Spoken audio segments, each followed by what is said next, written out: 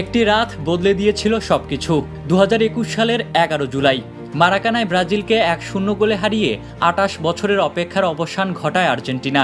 সেই ট্রফির সঙ্গে শেষ হয় লিওনেল মেসির জাতীয় দলের হয়ে বড় শিরোপা জিততে না পারার আক্ষেপও। আর সেখান থেকেই শুরু হয় লিওনেল স্কালোনির দলের সোনালী অধ্যায়। কোপা আমেরিকার পর আসে ফিনালিসিমা, এরপর 2022 বিশ্বকাপ, তারপর 2024 কোপা আমেরিকা। সঙ্গে চলমান বিশ্বকাপেও আলো ছড়াচ্ছে আর্জেন্টিনা। স্কালোনির অধীনে 101 ম্যাচে 73 উইন আর মাত্র 9 হার। এই পরিসংখ্যানই বলে দেয় কেন আধুনিক ফুটবলের অন্যতম সেরা আন্তর্জাতিক দল হিসেবে ধরা হচ্ছে আলবি সেলেস্তেদের।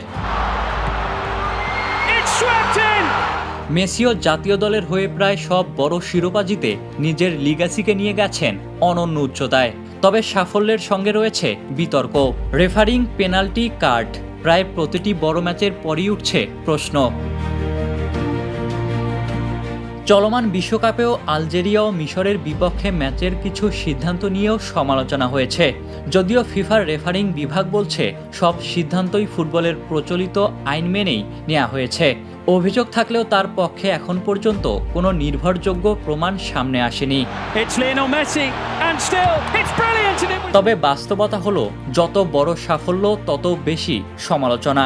কিন্তু গত কয়েক বছরে আর্জেন্টিনার অর্জনকে শুধু বিতর্ক দিয়ে ব্যাখ্যা করা যায় না।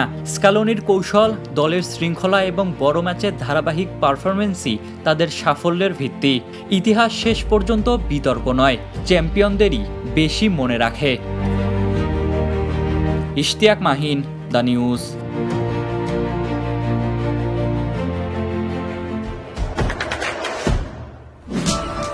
দেশে দেশে সবার সাথে দ্য নিউজ।